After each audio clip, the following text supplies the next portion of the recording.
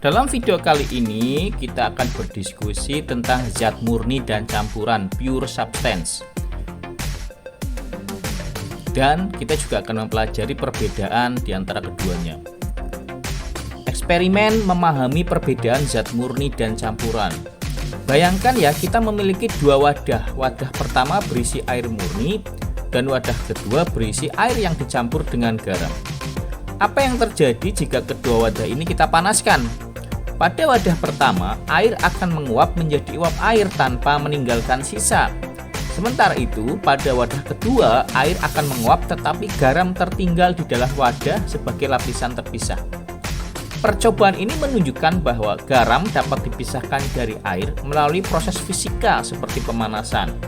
Sebaliknya, air murni tidak dapat dipisahkan menjadi oksigen dan hidrogen hanya dengan pemanasan. Karena perubahan ini memerlukan reaksi kimia, bukan perubahan fisika. Zat murni itu adalah zat yang tidak dapat dipisahkan melalui perubahan fisika karena terdiri dari satu jenis materi saja. Sementara campuran adalah zat yang terdiri dari dua atau lebih jenis materi dan dapat dipisahkan secara fisik. Contoh gas murni, air H2O, itu terbuat dari atom hidrogen dan oksigen yang menyatu secara kimia.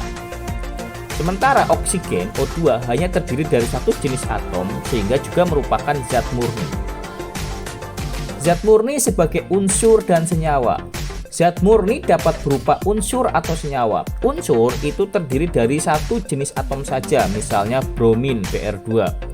Senyawa terdiri dari dua atau lebih jenis atom yang terikat secara kimia seperti air H2O. Jika hanya terdapat bromin dalam wadah, maka larutan tersebut disebut zat murni. Namun, jika kita menambahkan air ke dalam bromin, maka zat tersebut menjadi campuran karena mengandung dua jenis molekul yang berbeda. Kemudian, apa itu campuran homogen dan campuran heterogen? Campuran homogen, partikel tercampur merata sehingga tampak seperti satu zat saja, contohnya larutan garam dalam air atau larutan bromin dalam air. Kemudian campuran heterogen itu adalah partikel tidak tercampur merata sehingga dapat dibedakan secara visual. Contoh campuran pasir dan air, di mana pasir tetap terpisah dari air dan tidak akan larut. Jadi kesimpulan dalam video ini adalah zat murni itu hanya terdiri dari satu jenis materi dan tidak dapat dipisahkan melalui perubahan fisika. Sementara campuran itu terdiri dari dua atau lebih jenis materi dan dapat dipisahkan secara fisika. Campuran homogen tampak seragam di seluruh bagian, sedangkan campuran heterogen itu memiliki lapisan atau bagian yang berbeda.